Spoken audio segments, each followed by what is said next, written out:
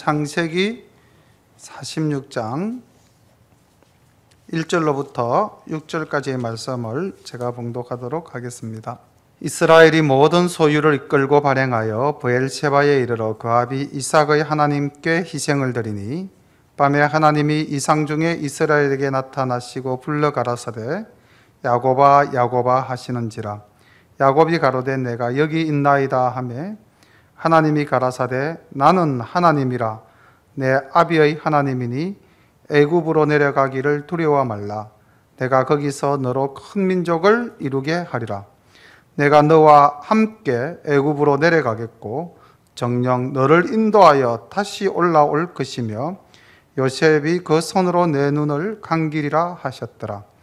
야곱이 브엘세바에서 발행할세 이스라엘의 아들들이 바로의 태우려고 보낸 수레에 자기들의 아비 야곱과 자기들의 처자들을 태웠고 그 생축과 가나안 땅에서 얻은 재물을 이끌었으며 야곱과 그 자손들이 다 함께 애굽으로 갔더라. 아멘. 오늘은 창세기 46장과 47장 두 장의 말씀을 함께 묵상해 보도록 하겠습니다. 설교 제목을 나는 하나님이라 두려워 말라 라고 성경 본문 말씀에서 따왔습니다. 이 말씀이 우리에게도 참 큰 힘이 되죠. 우리가 이 땅을 살아가면서 걱정하고 염려하고 두려워할 수 있는 일들이 얼마나 많습니까? 그런데 그럴 때 하나님께서 이렇게 말씀하십니다. 나는 하나님이라. 이때 나는 하나님이라 할 때에 하나님은 우리가 이렇게 설교를 하면서 쭉 여러 번 말씀해 드렸잖아요. 여호와는 우리와 함께 동행하시고 우리를 보호하시는 하나님이라고 한다면은 여기서 하나님 엘로힘은 전능하신 하나님, 이 천지를 창조하신 아주 파워풀한 하나님이시죠. 그래서 여기서 야곱에게 나는 하나님이라 라고 말씀하실 때 그 하나님 엘로힘은 바로 너를 어떠한 고난과 역경 속에서 난 너를 능히 지키고 보호해 줄 수 있는 그런 힘 있는 하나님이다라는 선언이시죠. 그래서 그 말씀이 우리에게도 동일하게 이 시간 또 하나님이 역사해 주신다면은 야곱아 두려워 말라가 아니라 우리 성도님 각자 한 분 한 분 두려워 말라. 나는 하나님이라.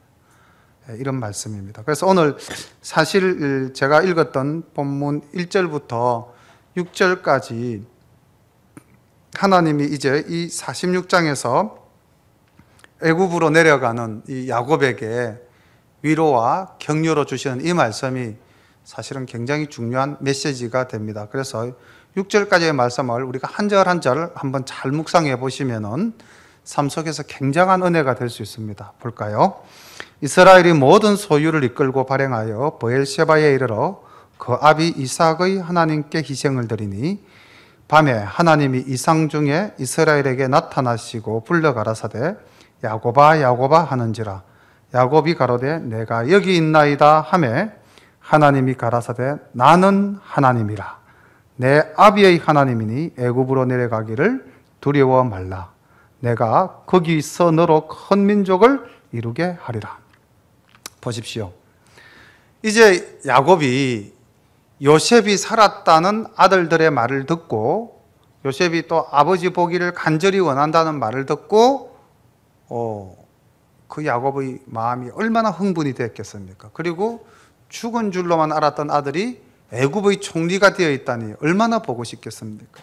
그래서 반가운 마음에 이제 그 아들들의 말을 듣고 짐을 싸서 이동을 합니다.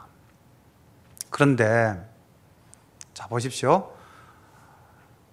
삶의 터전에서 출발해서 내려올 동안에 기쁜 마음에 들떠 있었지만은 브엘세바에 이르고 보니 뭔가 야곱의 마음에 새로운 생각이 드는 거예요. 이 브엘세바는 가나안의 제일 남쪽 도성이고 이제 이 브엘세바를 지나면은 애굽 땅으로 들어가는 길목이 되거든요. 그리고 이 브엘세바라는 곳이 어떤 곳입니까? 하란에서부터 왔던 아브라함이 브엘셰바에서 단을 쌓고 여호와를 불렀더라는 기록이 창세기 21장 33절에 있고요. 또 그 브엘셰바에서 아브라함이 머물렀더라는 이야기도 창세기 22장 19절에 있습니다. 그리고 야곱의 아버지 이삭이 브엘셰바에서 장막을 치고 역시 거기서 하나님께 예배를 드렸던 장소, 창세기 26장 23절에 기록되어져 있죠. 그리고 어릴 때 그 아버지 이삭의 품에서 야곱이 자랐던 장소가 바로 브엘셰바입니다. 그러니까 야곱에게 있어서는 고향과 같은 땅이죠. 그러니까 이 도시를 지나면서 야곱은 그 할아버지 대 아버지 대 믿음의 조상들이 하나님을 불렀던 그 장소에서 이제 자기도 경건하게 다시 하나님께 예배의 단을 쌓는 겁니다. 그리고 처음에는 요셉을 보고 싶은 편안한 마음으로 출발을 했는데 곰곰 생각해 보니 이 애굽이라는 곳이 어떤 곳입니까? 할아버지 아브라함이 애굽에 내려가서 큰 봉변을 당하고 올라왔지 않습니까? 그리고 아버지 이삭 때에도 흉년이 들어서 할아버지 아브라함 때도 흉년이 들어서 내려갔고 아버지 이삭 때도 흉년이 들어서 애굽으로 내려가려고 하다가 하나님이 가로막아서 내려가지 않았지 않습니까? 그랬기 때문에 이 야곱의 머릿속에 애굽 하면 또 뭔가 주저해야 할 장소, 내려가기가 좀 힘든 장소, 이런 어떤 좀 뒤로 주춤 물러서려고 하는 그런 마음이 생기는 곳 아니겠습니까? 브엘셰바, 할아버지가 단을 쌓고 아버지가 단을 쌓았던 그 자리에서 야곱은 이런 자신의 어떤 그런 마음과 그런 심리를 갖고 이제 하나님께 예배의 제단을 쌓은 거죠. 자, 이때 야곱의 심리가 어떠한 상태였을까요? 답은 성경 속에 다 있습니다. 이때 야곱의 심리가 어떠했죠? 두려워했죠. 그러니까 하나님이 두려워 말라 그러지 않습니까? 애굽으로 내려가는 것 자체가 야곱에게는 썩 내키지 않는 일이었습니다. 왜냐하면 할아버지로부터도 말씀을 들었고요. 야곱이 태어났을 때 할아버지는 살아계셨죠. 저때 우리가 한번 보셨다시피 아버지로부터도 들었고 애굽으로 내려가면 어떤 일이 일어날 거라고 그랬습니까? 4대에 걸쳐서 400년간 애굽에서 종살이를 할 것이라고 하나님이 창세기 15장에 아브라함에게 말씀하시지 않았습니까? 그러니까 애굽으로 내려가는 것은 지금은 좋은 일로 내려갈지는 모르지만 결국은 거기서 400년간 머물러야 되는 거거든요. 그리고 그 머무르는 시간이 좋은 시간이 아니고 그 민족에게는 종살이의 시간이니까 야곱 때에서 거기 내려간다는 것은 참으로 쉽지 않은 결단일 수도 있는 거죠. 그래서 이제 야곱이 그 브엘셰바에서 하나님께 제단을 쌓고 다시 하나님과 이제 대화를 하면서 결단하는 시간입니다. 조금 전에도 말씀드렸지만 야곱의 심리가 두려웠던 이유는 이 할아버지 아버지로부터 들었던 이야기, 그리고 또 자기가 또 주저하는 그런 상태, 다시 말하면 하나님의 섭리보다는 하나님의 뜻과 계시를 따르는 것보다는 자기의 어떤 들은 상식과 배경 지식을 가지고 판단하는 것이 앞섰기 때문이죠. 그러니까 오늘도 우리가 살아가면서 어떤 일에 부딪혔을 때 내가 알고 있는 상식과 내가 알고 있는 지식을 총동원해서 그 문제를 해결하려고 한다면은 그 일이 쉽지 않게 풀릴 때, 쉽게 풀려지지 않을 때 우리는 얼마나 걱정하고 염려합니까? 때로는 그게 또 어떤 경제적인 것과 여러 가지 상황적인 것이 맞물려 가면 두려울 때도 많죠. 그렇다면 오늘 이 본문의 말씀 속에서 우리는 무엇을 붙들어야 하는가? 하나님을 붙들어야 되죠. 내 지식과 내 능력을 따르기보다는, 내가 가지고 있는 모든 상식을 따르기보다는 하나님의 말씀과 하나님의 뜻에 순종하는 자세가 우선이라는 것을 우리가 오늘 붙들어야 되겠습니다. 그래서 하나님께서는 나는 전능한 하나님이다. 네가 애국 가는 것 두려워하지 말라. 네가 거기 내려간다면은 이제 이 협소한 가나안 땅보다는 그 넓은 애굽이 이스라엘이 이제 이 한 부족에서 아브라함과 이삭과 야곱이라는 이 한 씨족에서 이제 한 민족을 이룬다. 그래서 보십시오. 3절 말미에 보면 너로 큰 민족을 이루게 하리라. 하나님의 방대한 그 계획이 있으신 거죠. 하나님은 하나님의 계획이 있습니다. 그런데 인간의 생각으로 그 하나님의 계획을 자기는 주저하고 있는 것이죠. 두려워하고 있는 것이죠. 그래서 하나님께서 4절에 이와 같이 약속해 주십니다. 내가 너와 함께 애굽으로 내려가겠고 정녕 너를 인도하여 다시 올라올 것이며 요셉이 그 손으로 내 눈을 감기리라 하셨더라. 다시 말하면 야곱이 두려워하는 그 모든 문제를 하나님이 다 해결해 주시겠다고 약속하시는 거죠. 걱정하지 마. 내가 네 옆에서 널 지켜줄게. 너를 보호할 것이야. 너를 인도할 것이야. 그리고 내려가는 것 걱정하지 마. 틀림없이 내가 너를 이끌어, 이때는 뭐 야곱이 아니라 야곱의 후손이 되겠죠. 이끌어 다시 이 가나안 땅으로 내가 올리겠다. 염려하지 마라. 그리고 야곱 너는 개인적으로 거기서 장수하다가 편안히 죽을 것이다. 그리고 네 사랑하는 아들 요셉이 네 눈을 감겨줄 것이다. 개인적인 축복, 그 다음 미래의 민족의 축복, 그 모든 복을 하나님께서는 다 야곱에게 내려주시겠다고 말씀하시고 있는 거죠. 성경 말씀에 보면은 두려워 말라라는 말씀이 제가 찾아보니까요 81번 기록되어 있습니다. 81회. 그러니까 하나님이 얼마나 우리에게 위로해 주십니까? 시작이 창세기 15장 1절에 아브라함에게 나타나셔서 두려워 말라라고 말씀하시고는요. 요한계시록 2장 10절에 가서 세례 요한에게 두려워 말라라고 말씀하시면서 이 두려워 말라는 말이 80일에 반복되고 있습니다. 근데 오늘날 우리가 이 세상을 살아가면서 세상 일로 우리가 얼마나 많이 염려하고 걱정하고 두려워합니까?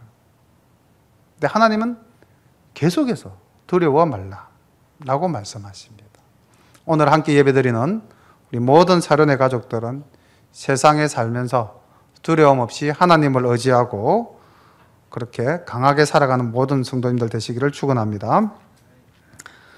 5절 봅니다. 야곱이 브엘세바에서 발행할세 이스라엘의 아들들이 바로의 태우려고 보낸 수레에 자기들의 아비 야곱과 자기들의 처자를 태웠고 그 생축과 가나안 땅에서 얻은 재물을 이끌었으며 야곱과 그 자손들이 다 함께 애굽으로 갔더라. 이와 같이 야곱이 그 아들들과 손자들과 딸들과 손녀들 곧 그 모든 자손을 데리고 애굽으로 갔더라. 자, 여기 이제 하나님께서 보호하신다 약속하고 하나님으로부터 위로를 받은 이 야곱의 행동을 보십시오. 모두를 데리고 내려갔다. 아무것도 남기지 않고. 하나님의 은혜를 받았다면은요, 그 다음 우리가 해야 될 일이 있죠. 결단하고 행동하는 것입니다. 뒤를 돌아보지 않는 것이죠.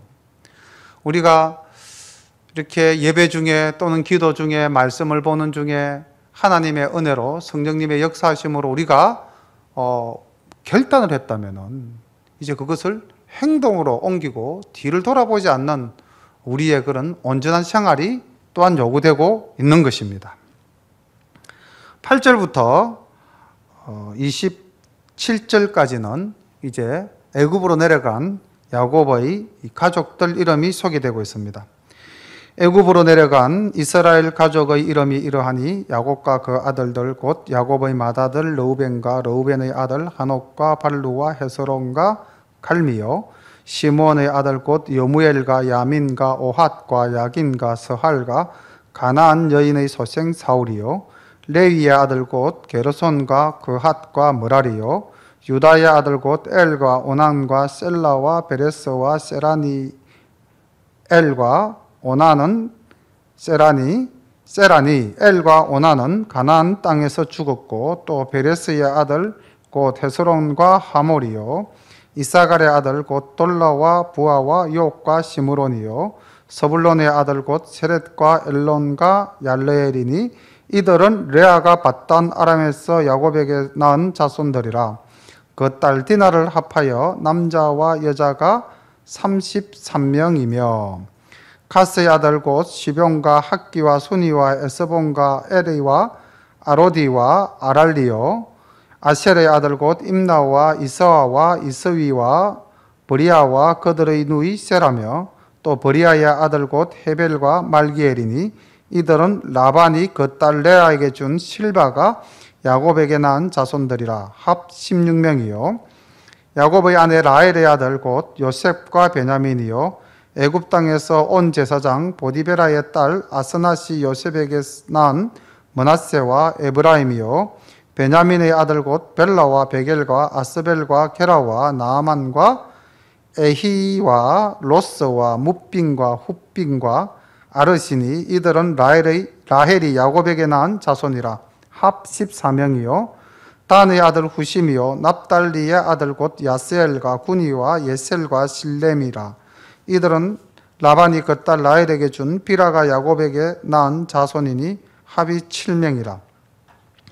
야곱과 함께 애굽에 이른 자는 야곱의 자부 외에 66명이니 이는 다 야곱의 몸에서 나온 자며 애굽에서 요셉에게 낳은 아들 2명이니 야곱의 집 사람으로 애굽에 이른 자의 도합이 70명이었더라. 자, 여기 지금 보면은 33, 16, 14, 7 이렇게 해서 이제 네 부인의 모계로 다 기록이 되어 있죠. 그죠? 레아와 라헬과 실바와 이렇게 해서 이제 네 명의 아내로부터 난 아들의 숫자가 모두 몇 명입니까? 70이라고 기록되어 있는데 이 70 속에는 넷이 빠지죠. 위에서부터 내려온 사람 66명이죠. 일단 야곱과 요셉의 두 아들을 빼니까 66명입니다. 그래서 여기 야곱의 자부 외에 66명이라고 나와 있고요. 또 그 밑에 가면은 또 합 70이다. 그래서 4명의 편차가 있는데 이 4명은 야곱과 요셉의 두 아들을 보태면은 70이 되는 것입니다. 그래서 이렇게 해서 이제 70명이 이 애굽에서부터 자손을 퍼뜨려서 나중에 애굽을 떠날 때는 장정만 약 300만에 이르는 숫자가 나오지 않습니까? 그러니까 하나님의 말씀이 그대로 이루어졌죠. 한 민족을 이루어서 하나님의 계획을 이루어 나가시는 거죠. 그리고 다시 가나안 땅으로 우리가 다음 출애굽기를 가면 이제 모세의 인도하에 이스라엘 백성이 가나안으로 올라가는 것을 보게 될 텐데요. 어쨌든 하나님의 말씀은 1.1획 틀림이 없으십니다. 그대로 다 이루어지고 있죠. 그렇다면 오늘날도 하나님은 우리에게 동일한 은혜로 역사해 주실 줄로 우리 모두가 믿죠. 아멘. 야곱이 유다를 요셉에게 미리 보내어 자기를 고센으로 인도하게 하고 다 고센 땅에 이르니 요셉이 수레를 갖추고 고센으로 올라가서 아비 이스라엘을 맞으며 그에게 보이고 그 목을 어긋맞고 얼마 동안 울매 이스라엘이 요셉에게 이르되 내가 지금까지 살아있고 내 얼굴을 보았으니 지금 죽어도 가하도다. 요셉이 그 형들과 아비의 근속에게 이르되 내가 올라가서 바로에게 고하여 이르기를 가나안 땅에 있던 내 형들과 내 아비의 근속이 내게로 왔는데 그들은 목자라. 목축으로 업을 삼음으로 그 양과 소와 모든 소유를 이끌고 왔나이다 하리니 바로가 당신들을 불러서 너희의 업이 무엇이냐 묻거든 당신들은 고하기를 주의 종들은 어렸을 때부터 지금까지 목축하는 자이온데 우리와 우리 선조가 다 그러하니이다 하소서. 애굽 사람은 다 목축을 가정히 여기나니 당신들이 고센 땅에 거하게 되리이다. 28절부터 34절까지는 이제 가족 간에 만나서 상봉을 하고 이제 이 애굽 땅에서 어떻게 거처할 것인가 라는 이제 문제를 해결하기 위한 가족의 전략 회의가 열리고 있는 것이죠. 근데 여기 보면은 요셉이 굉장히 지혜로운 사람임을 알 수가 있습니다. 바로가 있는 왕궁까지 가족이 바로 내려오지 못하겠죠. 일단 고센 땅에 머물겠습니다. 그리고 고센 땅은 가나안에서 제일 가까운 애굽의 도시죠. 그리고 나일강 하류 삼각주 지역이기 때문에 기름지고 비옥한 땅입니다. 그래서 애굽에서도 가장 좋은 땅에 일단 가족을 머무르게 한 연후에 요셉이 그곳으로 먼저 올라가서 그 다음 그 형들에게 그리고 부친에게 이제 바로를 어떻게 만날 것인가, 그렇게 해서 어떻게 우리의 목적을 관찰할 것인가를 이야기합니다. 이런 지혜가 우리 삶 속에 있어야 되겠죠. 우리가 어떤 문제에 부딪혔을 때 바로 그 문제에 부딪혀서 직면해서 문제를 해결하기보다는 한 발 물러서서 생각하는 여유를 가지는 것이 참 중요하다고 생각을 합니다. 우리 속담에도 그런 말 있죠. 참어린 자 3번이면은 살인을 면한다고요. 다시 말씀드린다면은 우리가 어떤 일에 부딪혔을 때 그 문제를 바로 해결하기보다는 좀 더 객관적으로 생각해 볼 수 있는 시간을 가져보자는 것이죠. 요셉도 아마 가족을 이주하는 데에 있어서 바로와 이미 충분한 약속이 되어져 있지 않았겠습니까? 그렇지만은 70명의 대가족이 바로의 궁궐에 들어와서 바로와 만난다고 한번 생각을 해 보십시오. 이건 시장통 비슷하게 될 것 같지 않습니까? 그래서 다음 장에 보면은요, 2절 보십시오. 47장 2절에 보면은 형들 5인을 택하여 바로에게 보이니라고 나와 있습니다. 그리고 이제 미리 이야기를 하죠. 애굽의 정보를 일러줍니다. 애굽 사람들은 목축하는 것을 싫어하고 아주 가정스럽게, 다시 말하면은 가까이 하기 싫어한다는 것이죠. 그런 어떤 특성을 살리자는 거죠. 왜냐하면은 애굽 사람들은 소도 자기들의 신으로 섬기고 각종 동물들을 신으로 섬기는데 이 이스라엘 민족은 그런 동물을 키우다가 잡아먹기도 하고, 그러니까 이 사람들하고 문화적 차이가 있다는 것이죠. 그리고 이 문화적 차이가 부딪혔을 때는 분명히 좋은 시절이 지나면은 여러 가지 문제가 발생할 거라는 것을 요셉은 이미 알고 있는 거죠. 그래서 그 문화적 충돌을 막고 서로 간의 거리를 이격시키기 위해서 아주 이러한 이야기를 미리 형제들에게 전함으로 고센 땅을 확보하려고 하는 것이죠. 47장 볼게요. 요셉이 바로에게 가서 고하여 가로되 나의 아비와 형들과 그들의 양과 소와 모든 소유가 가나안 땅에서 와서 고센 땅에 있나이다 하고 형들 5인을 택하여 바로에게 보이니 바로가 요셉의 형들에게 묻되 너희 생업이 무엇이냐? 그들이 바로에게 대답하되 종들은 목자이온데 우리와 선조가 다 그러하니이다 하고 그들이 또 바로에게 고하되 가나안 땅에 기근이 심하여 종들의 때를 칠 곳이 없기로 종들이 이곳에 우거하러 왔사오니 청컨대 종들로 고센 땅에 거하게 하소서. 지금 5명의 형제가 바로 앞에 섰다. 이 5이라는 숫자도 우리가 조금 생각해 볼 필요가 있는데요. 창세기 43장 34절에 보면은 그 요셉이 베냐민에게 5배를 더하여 주었다라는 이야기가 있고요. 창세기 45장 22절에도 보면은 요셉이 베냐민에게 5배를 더하여 주었다라는 5라는 숫자가 계속해서 나오고 있습니다. 그런데 이게 이 5라는 숫자는 애굽에서는 5를 완전수로, 가장 좋은 수로 생각을 한다고 그럽니다. 우리 한국 사람들도 어떤 수를 좋은 수로 생각합니까? 한국 사람들은 3이죠. 그래서 그 천지인, 한글을 창제할 때도 이 3이라는 숫자가 동양에 있어서는 완전수입니다. 7이라는 숫자는 서양에서 들어온 숫자죠. 럭키 세븐. 이게 이제 우리가 좋아해서 좋아하는 수가 아니고, 이 동양에서는 3이 이 가장 좋은 수로 이렇게 의식되어지고 있습니다. 마찬가지로 애굽에는 5가 가장 좋은 수로 생각을 하고 있었거든요. 그래서 가족 중에서 대표 5명을 뽑아서 바로 앞에 세운 것입니다.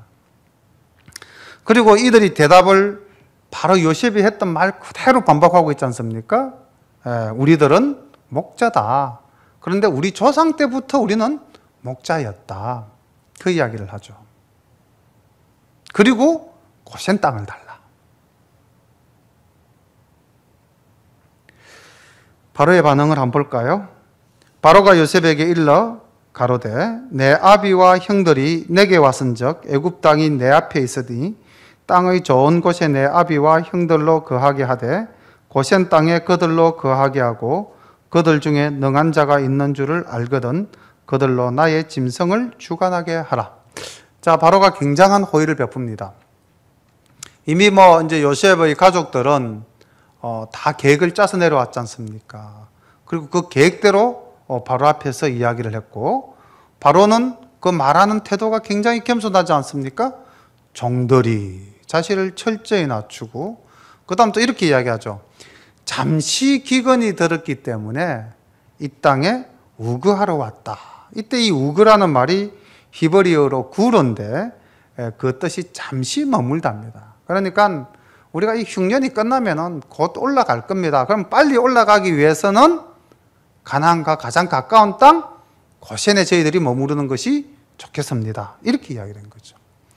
그런데 사실 요셉은 그 아버지와 그의 가족이 다 이 애굽 땅에 왔을 때는 이제 이 애굽에서 하나님이 큰 민족을 이루게 하시겠다는 그 하나님의 원대한 계획을 야곱에게 말씀하셨지만 요셉에게도 말씀하시지 않았을까요? 그 꿈꾸어서 모든 것을 아는 요셉인데, 그러니 요셉 입장에서도 명분을 잠시 머물러 왔고 우리는 흉년이 끝나면 곧 돌아갈 것이다 라는 말로 바로를 안심시키는 것이 이스라엘 민족이 가장 좋은 땅을 차지할 수 있는 방법이다 라고 생각을 한 거죠.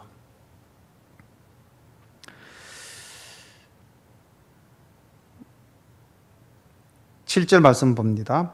요셉이 자기 아비 야곱을 인도하여 바로 앞에 서게 하니 야곱이 바로에게 축복하며 바로가 야곱에게 묻되 내 연세가 얼마뇨? 야곱이 바로에게 고하되 내 나그네 길의 세월이 130년이니이다. 나의 연세가 얼마 되지 못하니 우리 조상의 나그네 길의 세월에 미치지 못하나 험악한 세월을 보냈나이다.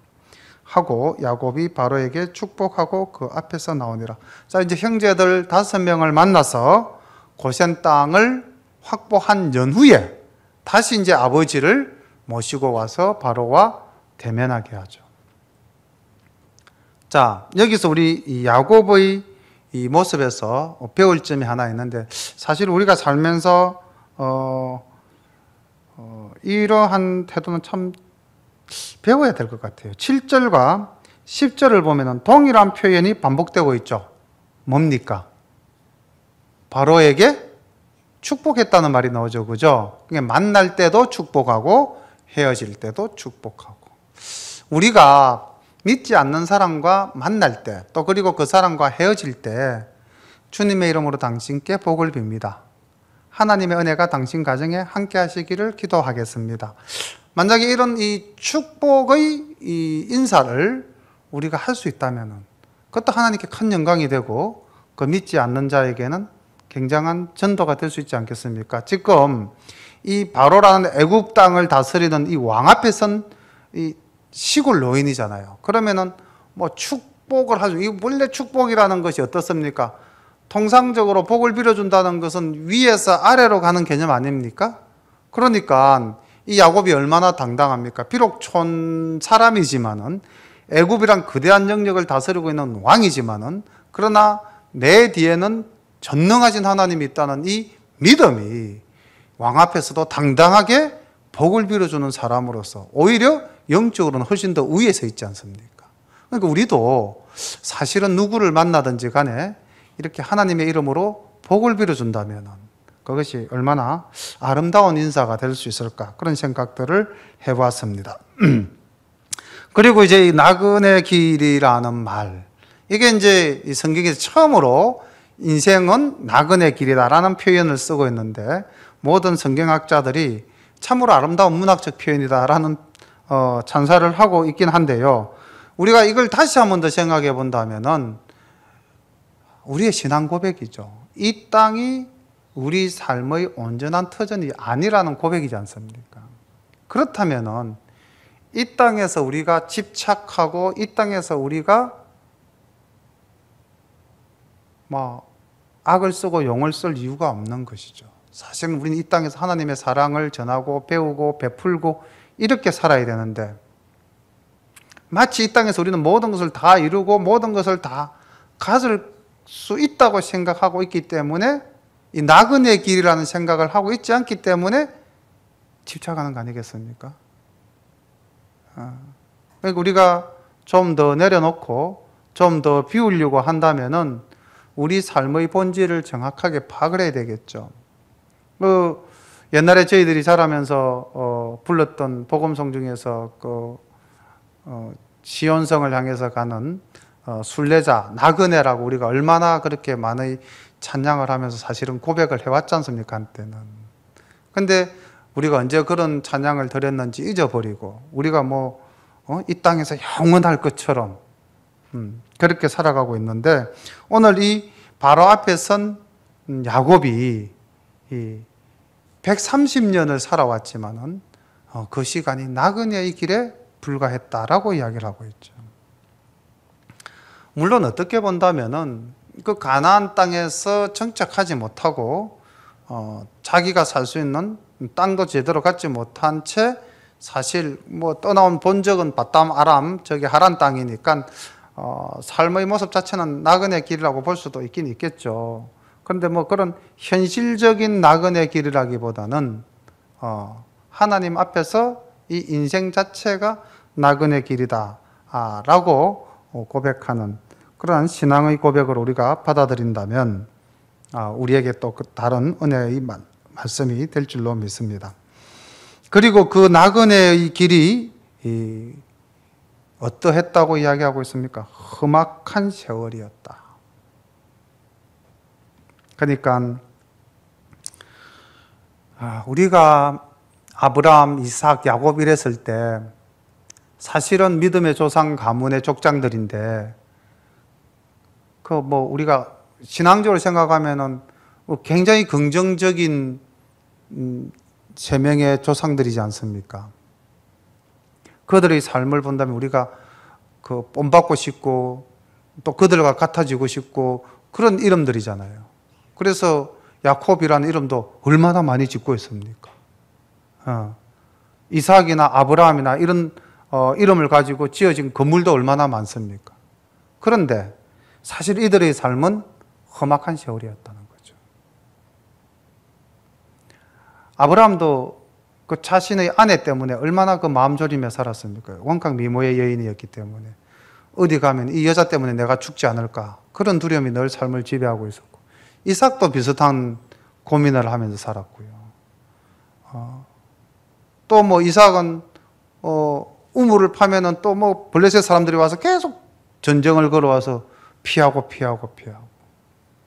성경을 보면 그들이 어느 하루도 편안하게 한 지역에 머물러서 풍요롭고 부유롭게 살았다라는 내용은 별로 없지 않습니까?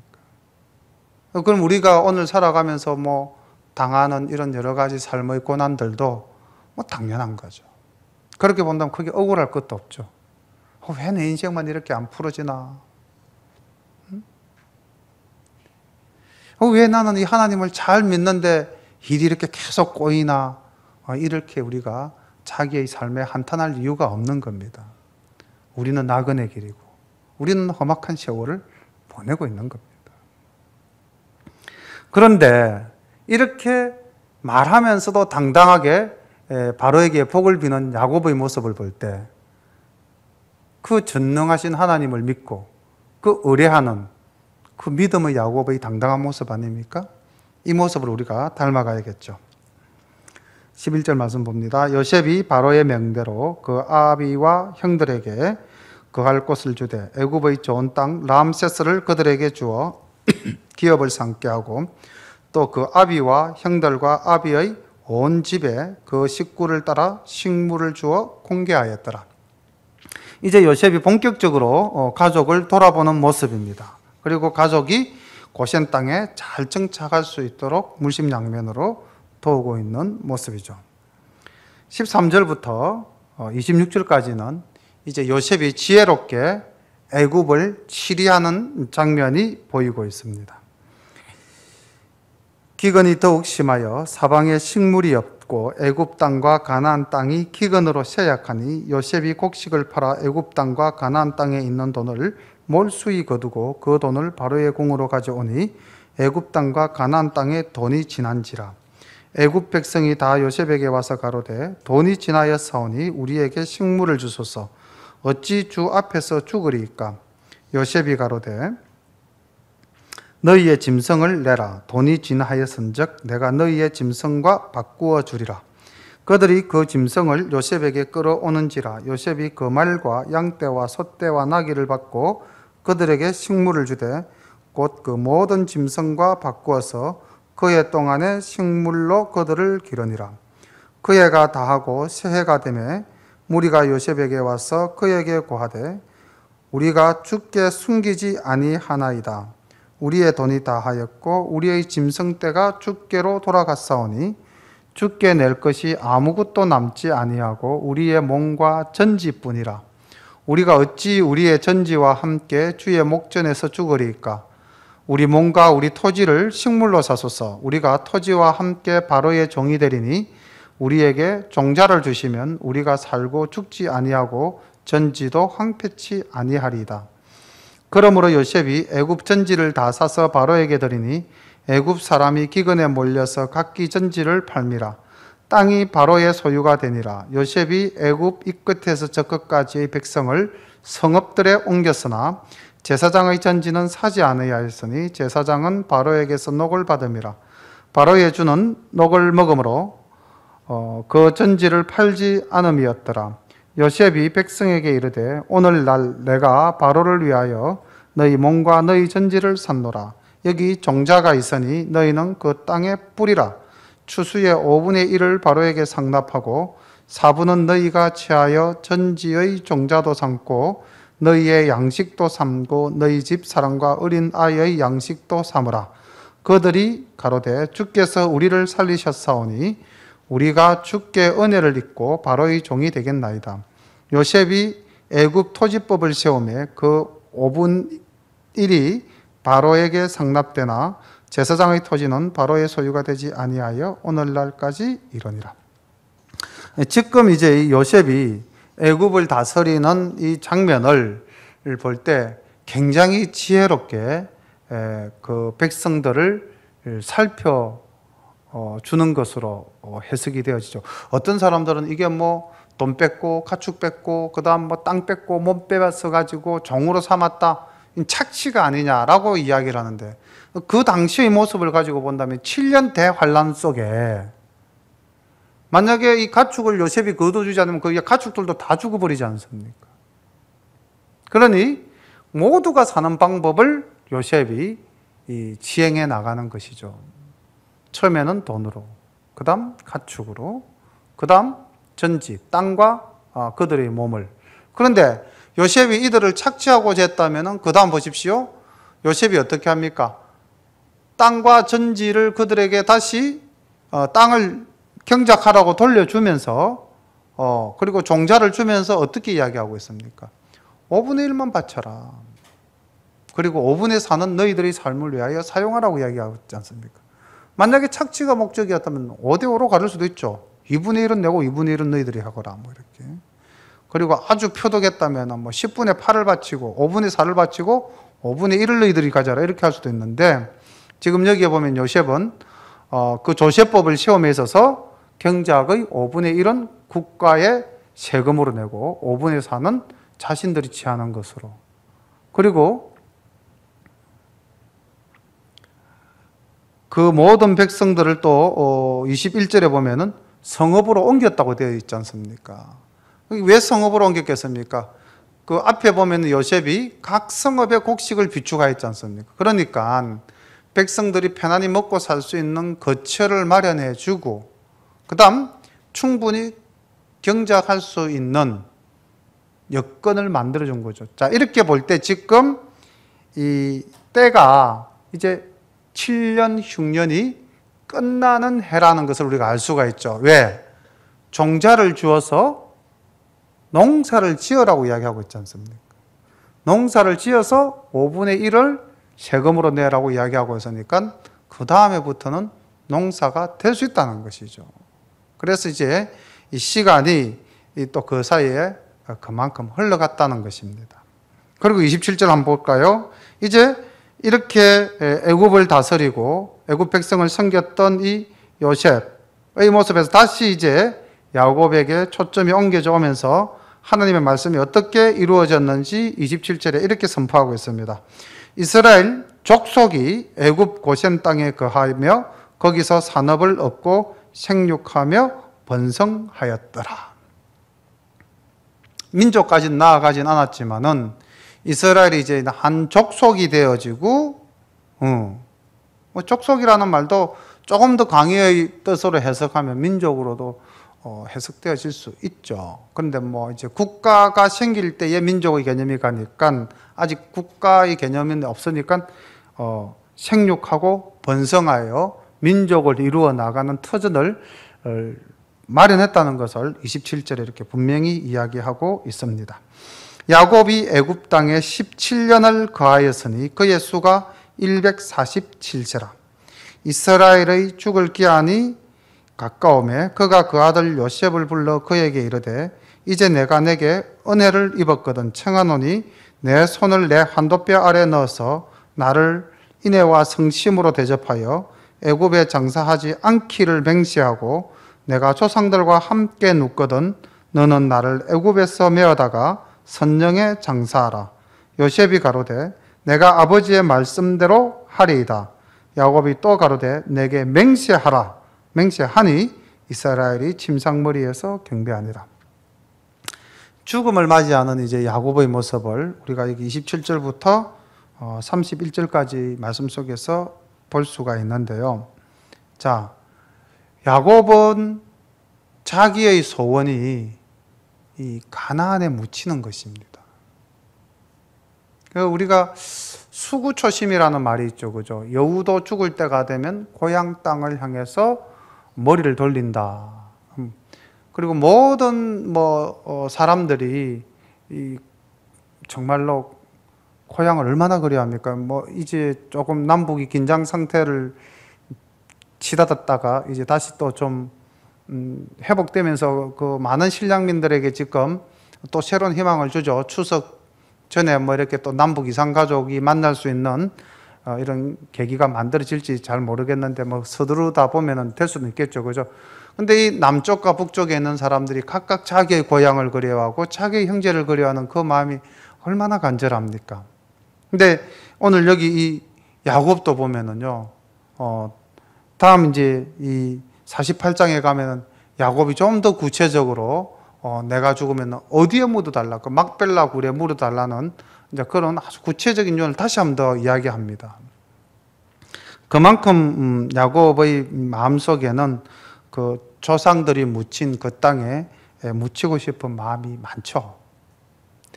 근데 이제 우리가 육적으로는 조상의 무덤에 묻혀야 되겠지만은 영적으로 본다면은 어떻게 우리가 이 땅을 떠나서 새로운 곳으로 가야 될까요? 우리가 영적으로 믿지 않는 사람들은 그 자기의 영혼에 대한 존재를 인정하지 않고 고로 이 땅에서의 삶으로서 모든 게 끝난다고 생각하는데 우리는 영원한 하나님의 나라가 있지 않습니까? 그렇게 본다면 참 우리는 부자죠. 돌아갈 고향이 있다는 게 얼마나 영적으로 풍성한 겁니까? 그래서 우리가 정말로 그 돌아갈 고향 땅을 사실 또 사모하는 마음이 있어야 되죠. 근데 사실 우리가 이 땅을 살아가면서 그 사모하는 마음이 있습니까? 저도 좀 그렇고요. 말씀을 드리면서 마치 이 땅이 정말 아까 말씀드렸다시피 전부 그냥 우리가 그렇게 살아갈 때가 너무 많지 않습니까? 그래서 오늘 이 야곱이 요셉을 불러다가 이 환도뼈 밑에다가 손을 넣고 맹세하라는 것은 굉장히 그 엄숙한 맹세의 예식이죠, 그죠? 이 아브라함이 옛날에 그 자기 집 종을 보내어서 이삭의 그 며느리감을 데리고 올 때 환도뼈 밑에 손을 넣고 엘리에셀에게 맹세하라고 이야기하지 않았습니까? 지금 이제 이 야곱이 요셉에게 환도뼈 밑에다가 손을 넣고 맹세하라고 이야기합니다. 반드시 고향 땅에 묻어 줄 것을.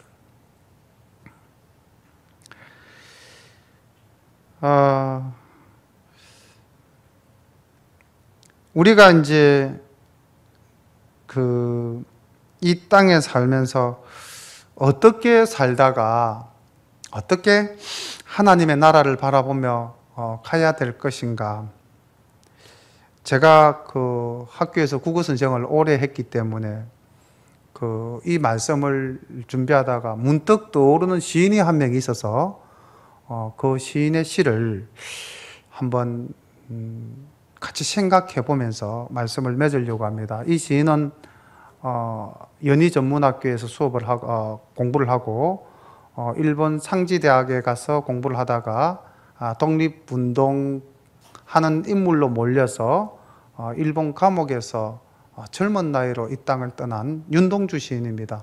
그 집안이 독실한 기독교 집안이고 그의 시 속에는 하나님을 사랑하고 신앙을 고백하는 그런 믿음이 시 전체에 깔려 있습니다. 그래서 이제 우리가 학교에서 수업할 때도 윤동주 시인의 시를 가르치면서 학생들에게 자연스럽게 우리가 이 기독교와 예수님을 증거할 수도 있었는데요.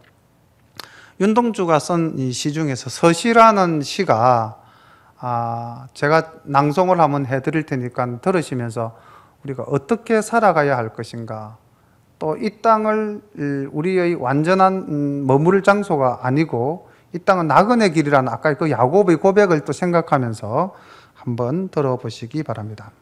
서시 윤동주. 죽는 날까지 하늘을 우러러 한 점 부끄럼이 없기를 잎새에 이는 바람에도 나는 괴로워했다. 별을 노래하는 마음으로 모든 죽어가는 것을 사랑해야지. 그리고 나한테 주어진 길을 걸어가야겠다. 오늘 밤에도 별이 바람에 스치운다. 얼마나 양심적으로 살아가려고 노력했습니까?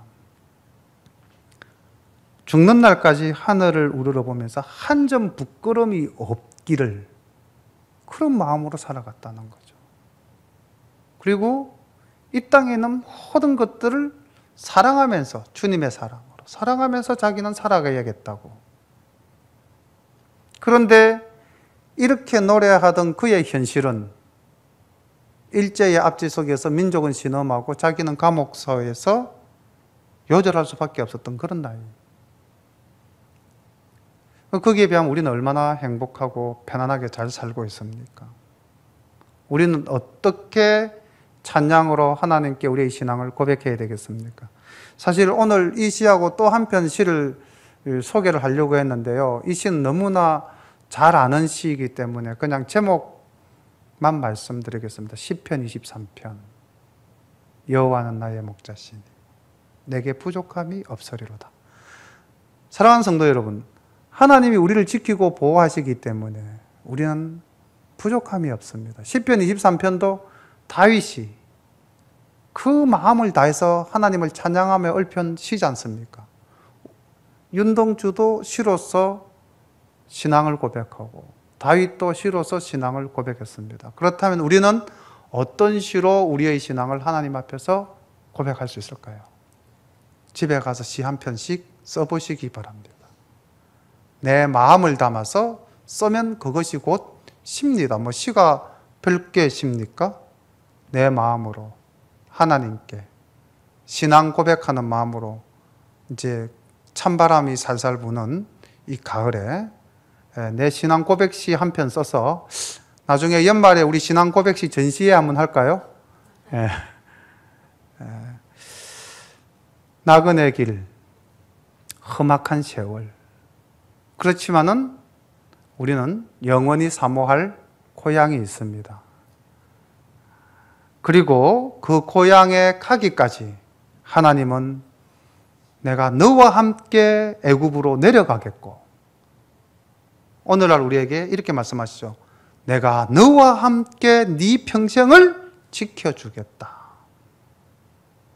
그런 하나님의 약속 붙들고 오늘도 승리하는 우리 성도님들 되시기를 소망합니다. 기도드리겠습니다. 사랑과 은혜가 풍성하신 아버지 하나님 감사합니다. 일찍이 요셉을 애굽 땅에 먼저 보내서 하나님 고난과 시련 가운데서도 승리하게 하시고 마침내 총리로 애굽을 다스리게 하시고 그로 말미암아 그의 모든 가족이 애굽으로 이주하여 하나님의 원대한 계획, 민족을 이루고 아버지 하나님의 나라를 세울 수 있는 그 힘을 기를 수 있도록 그 모든 것을 준비하신 하나님. 그러나 아버지 하나님, 인간은 내일을 모르기에 또 내가 가진 지식이 전부인 것으로 착각하기에 그저 두려운 마음으로 새로운 일에 도전하기보다는 피하려고 하는 그러한 모습들을 야곱을 통해서 잠시 바라보았습니다. 아버지 하나님, 오늘 우리가 이 땅을 그렇게 살아가고 있는 것은 또 아닌지 한 번 더 저희들의 삶을 돌아도 보았습니다.